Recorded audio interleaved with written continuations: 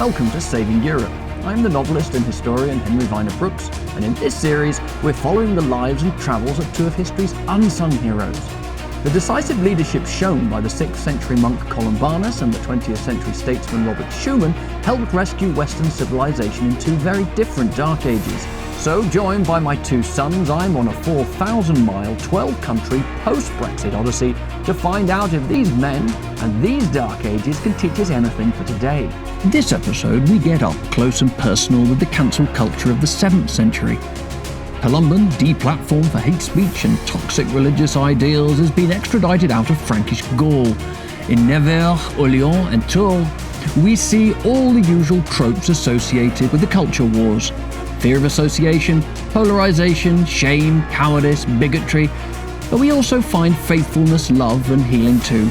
Furthermore, because we're on the Loire this week, we'll also bracket this episode by visiting the tombs of two men who undoubtedly rank within the top 20 most influential culture shapers in Western civilization. And Benedict made a network which transformed the West.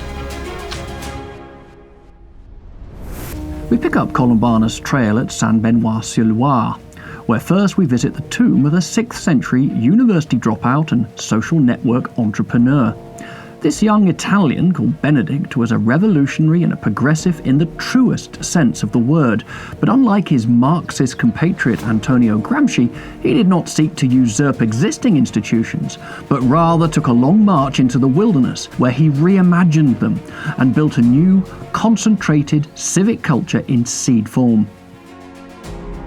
Hi, if you're finding this content helpful, then please return the favour by subscribing, perhaps sharing it with a friend, and also using the links to check out the book that accompanies this series. So, this abbey is very early. This was founded by some monks from Orléans in 630. That's only 15 years after Columbanus passed this way. 40 years later, the monks from here went to Italy in search of the ruins of Monte Cassino, where they found the bones of the founder of the Benedictine Order, Benedict of Nursia. This is 11th century, what we're looking at here. Fantastic, beautiful, clean basilica, wonderful ornate capitals, and somewhere down here the body of Benedict lies. And the thing that I've learned so many times is that, and sociologists teach us, is that it's not individuals so much, but networks. And Benedict made a network which transformed the West.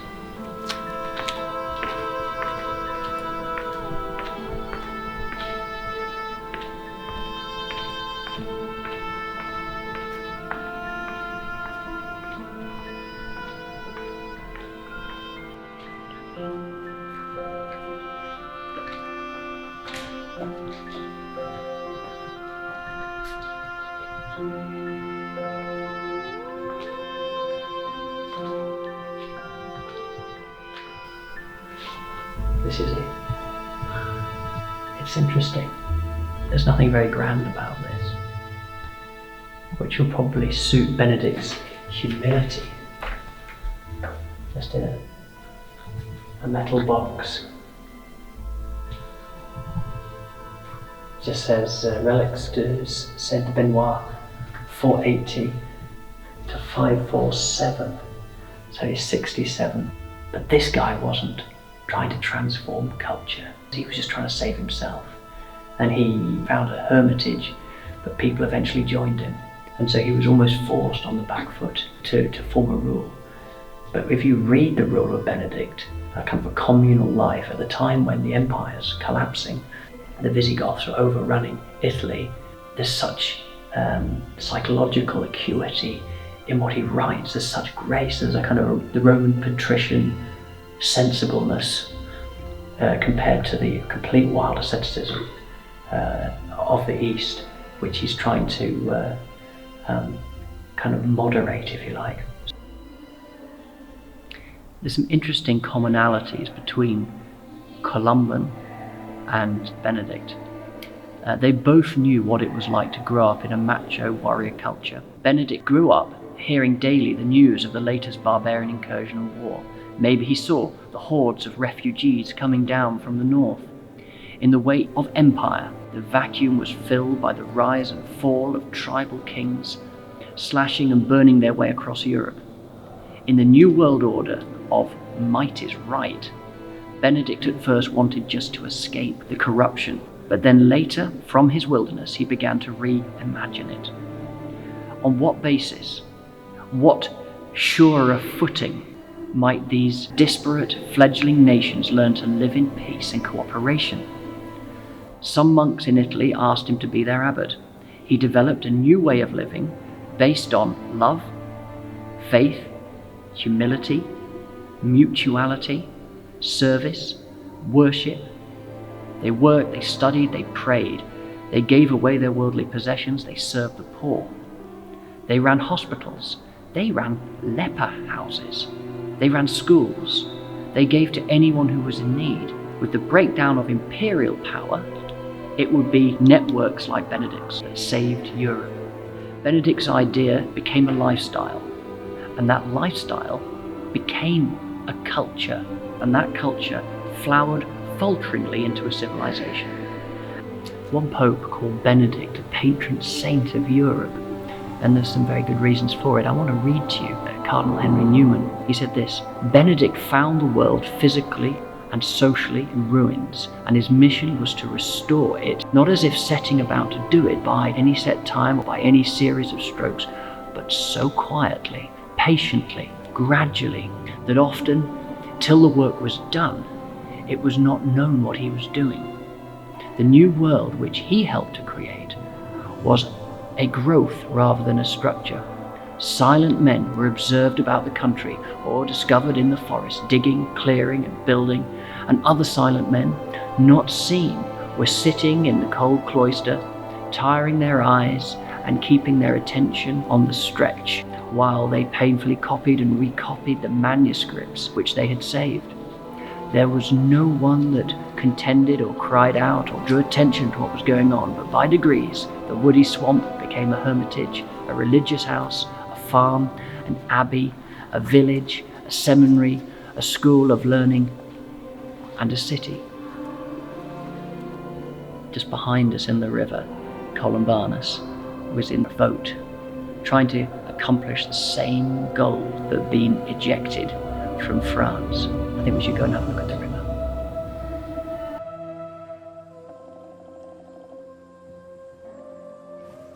It was a beautiful autumn day and just a short walk from the abbey to the river, and while the flat-bottomed boats creaked on their moorings, I tried to tease out the rationale of Columbanus' route and also reread Jonas' words about what we might have seen on the banks of this river 1400 years ago.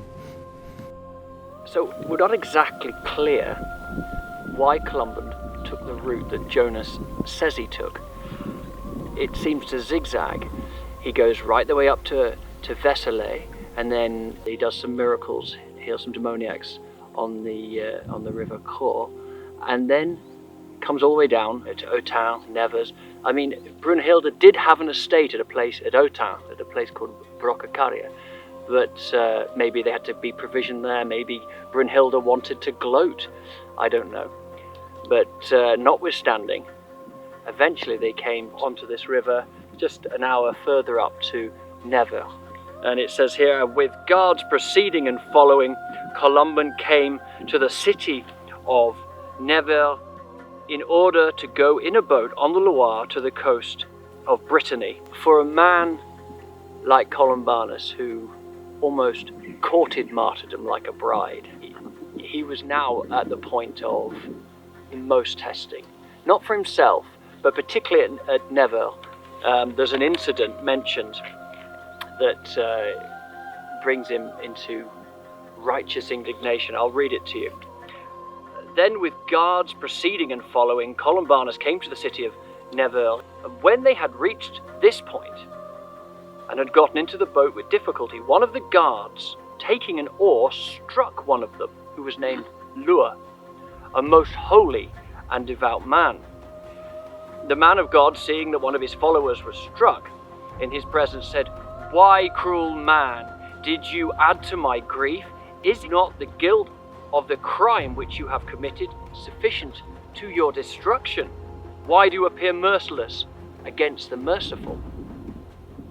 Why do you strike a wearied member of Christ? Why do you vent your wrath on the gentle? remember that you will be punished by God in this place. The vengeance soon following, for as the man was returning again and came to the same place, he was struck by divine vengeance and there drowned. So that's maybe 2 days, maybe 3 days boat ride upstream. Behind me you can see these flat-bottom boats that you'll see all over these larger rivers. You see a lot of them on the Po and in the Venetian lagoon, Sandalos, Maganos, huge ones I've seen with collapsible fronts dating back 500 years for taking cattle across the Po.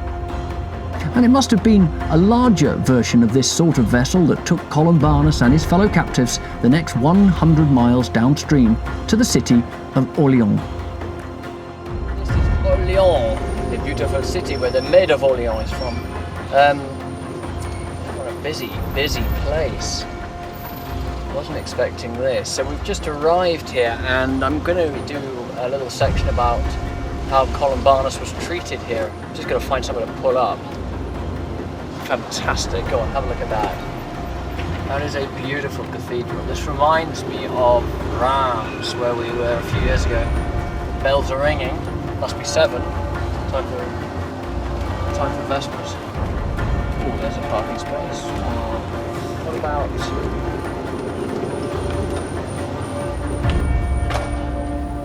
Very much the theme that Jonas paints is the alienation and the persecution. And I'm sure he didn't have to egg it up much. If you're a persona non grata, and then the rest just follows. At Orléans, Columbanus is denied admission into the city, and he can hardly even buy food. I'll read you what Jonas says. From that place, they went to the city of Orléans, where sorrowfully they rested for a time on the banks of the Loire in tents. For by order of the king, they were forbidden to enter the churches. When finally their provisions gave out, they sent 2 men into the city to get food. One of these was Potentius, who later on founded a convent in Brittany near the city of Coutances, and who is still alive. When these men entered the city, they found nothing, because the inhabitants, from fearing the king's wrath, did not dare to sell or to give them anything. And they went back on the road by which they had entered the city. And then they met a Syrian woman in the street, and when she saw them, she asked who they were. And they explained the state of the case, and they said that they were seeking food and they'd found nothing, and she replied, "Come, my lords, to the house of your servant and take whatever you need, for I too am a stranger from a distant land of the Orient." And they joyfully followed her and went to her house and sat down until she brought what they sought. Now her husband had been a long time blind, and he was sitting near them, and when they asked him who this was, his wife replied, "Oh, my husband is from the same race of the Syrians that I am, but he is blind, and I have led him about many years." And they replied, "Well, if she would go to Columban, the servant of Christ, he would receive his sight from the holy man's prayers." The man, having faith in the promised gift, regained his course and rose, and led by his wife followed them, and they told Columban of the hospitality given to pilgrims, and they had not finished their story before the blind man came and prayed the man of God to restore his sight by prayer. Columban, seeing the man's faith, asked all to pray for the blind man, and after lying for a long time prostrate on the ground, he rose, touched the man's eyes with his hand, and made the sign of the cross. And the man received his longed-for sight, and he rejoiced in his recovered sight, because it was fitting that he, whose soul had been lighted internally by hospitality, should not lack the provision of vision. So after that, a band of madmen, whom demons tortured with savage fury, hastened to the man of God to be cured, and health was granted them by the Lord. For all were healed by the man of God. The people of that city, moved by these miracles, then supplied Columban with gifts, though secretly, because they did not dare to furnish anything openly on account of the guards, lest they should incur the wrath of the king. Thence Columban and his followers continued on their way. And further downstream, they came to Tours.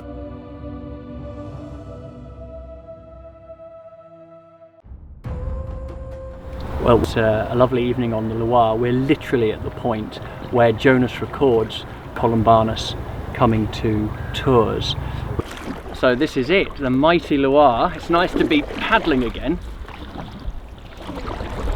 So it's amazing to be here and to think about Columbanus on this 300-mile journey. I'm going to go on this side, I think. Let's see if we can put our strength against this, against the mighty Loire. I got a feeling we need Columbanus's rowing song. I mean, how do they fly through the water? Yeah, because it's so shallow. There they go, there goes one. Where? Do you see? Just in front of Tom. Oh yeah. Yeah, when they go fast, they look amazing. Okay, back down the Loire then, come on. We just chatted to some fishermen. They've got some big fish here, 2 meters long. But the little ones are the cousins, the very famous ones that eat the pigeons. Anyway, we've just seen some behind us. Great movements of water tearing along, and they did look quite big. I don't think they were 2 meters. I didn't say that to the kids when... Anyway. Are we going back to down to the footstool then? Okay, you start paddling across.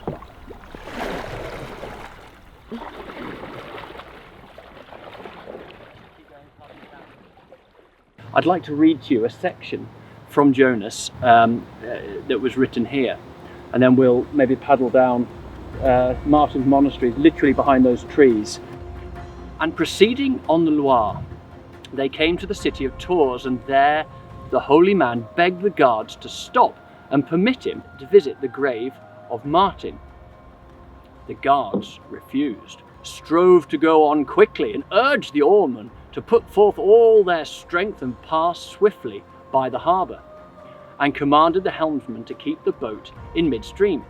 St. Columbanus, seeing this, raised his eyes sadly to heaven, grieving at being so subjected to great sorrow, and that he was not permitted to see the graves of the saints. And in spite of all their efforts, the boat stopped, as if anchored, as soon as it got opposite the harbour and turned its bow to the landing place. The guards, seeing that they could not prevail, unwillingly allowed the boat to go on where it would, and a wonderful manner it sped, as if winged from midstream to harbour, and entering this accomplished the wish of the man of God. And he truly gave thanks to the eternal King, who does not disdain to comply with the wishes of his servants. So landing, Columbanus went to the grave of Martin and spent the whole night there in prayer.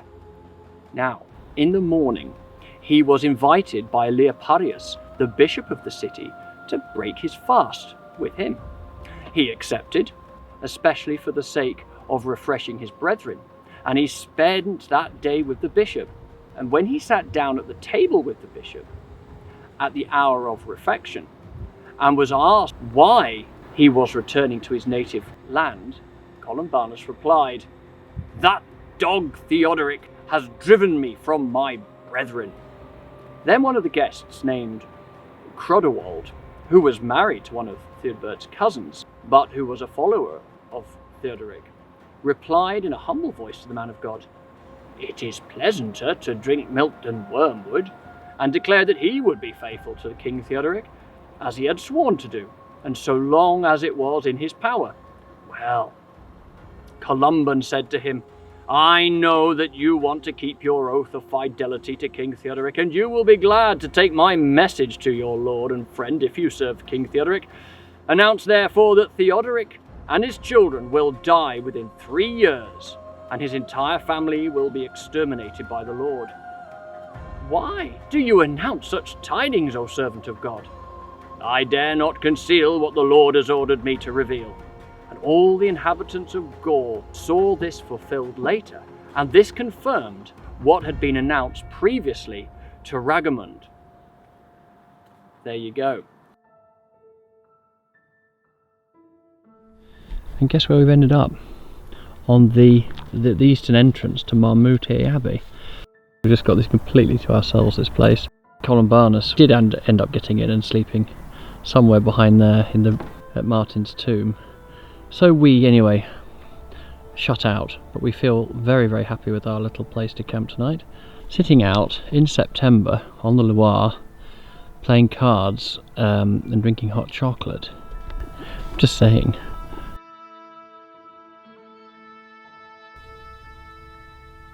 As the night wore on, I began to wonder what lay beyond those gates. This place was ground zero for so much mission in Europe, especially Britain. And Martin was Columbanus' personal hero and model. Another prophet crying in the wilderness. So I thought it would be good to get a glimpse of Columbanus' inner geography through the life of this other foreign émigré who took such firm root in Frankish soil. You can see this tower built in. People made allotments at the bottom. But this was all the abbey building here. At one stage, that's the school. And I know the church ran east-west along along the bank.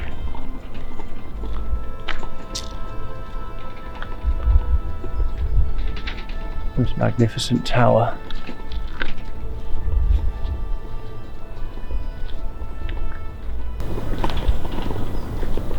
Wow.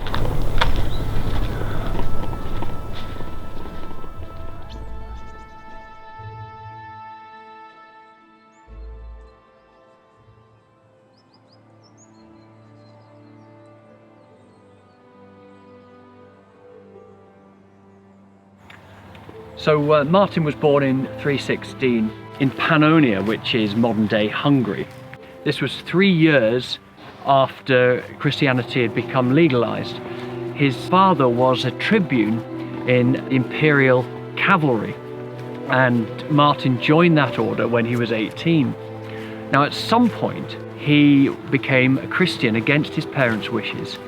So he represents in a way kind of the first generation of people looking back to the time of Diocletian's persecutions. And so what did he do?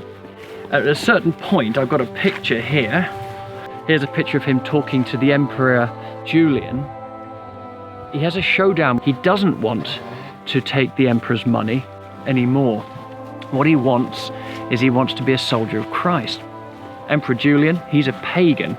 Julian doesn't want this. He says, "You're a coward." Martin says, "I'm not a coward. I'll prove it to you. Tomorrow you can put me unarmed in front of the entire enemy army." It doesn't actually happen because the enemy sue for peace. Anyway, so Martin leaves, he goes to see Hilary of Poitiers, and he becomes his disciple and encourages him to build that monastery there. Then he goes off, he's living in a hermitage. The people trick him, local people love him, and they make him become Bishop of Tours. He doesn't want that. He only ends up being made bishop and being when the geese give him away. He's hiding with the geese, and so when the geese make a squawk, the people find him, consecrate him as a bishop against his will, and he then decides that he doesn't want to live in the city. So this is why he comes outside. We're on the north bank of the Loire, about 3 kilometers from the city centre. So he built his little monastery here. So Marmoutier is an abbey itself, grew and flourished. Its heyday was the 11th century. You can see from these walls, they must have cut the stone from the banks here. It's very soft, it's a bit like the Cotswold stone.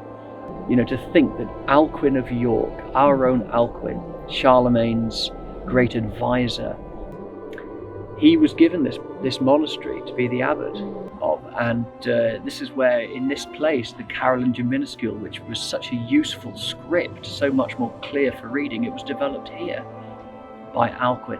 This place was sacked by the Vikings a few times, and as I said, during the revolution, it finally succumbed to the power of the mob. And the bits that survived, we assume, were just too much trouble to tear down. So he found a wilderness, and he made a great training monastery. To think that Ninian, who evangelized all of Scotland, took his model from here. Ninian was here. We started our family journey on the west coast of Scotland at Ninian's place, and he was here training, figuring out how he was going to convert the Picts and bring the freedom of the gospel. So amazing, amazing. Well, on that note, I think it's time for us to get our scoots on and get out of here.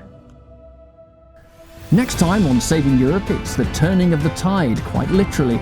After a wave lands his boat on the sandbank just hours before leaving Gaul, Columbanus escapes north to the court of Theudoric's brother Theudberg, who welcomes him with open arms and a tempting offer.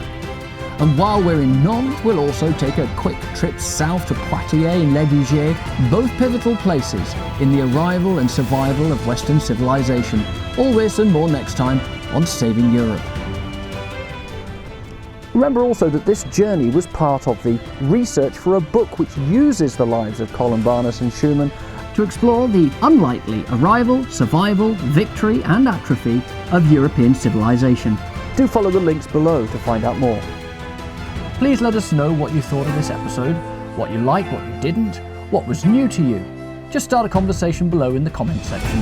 And of course, if you found the content helpful, then we're pretty sure you're going to like this next one suggested here.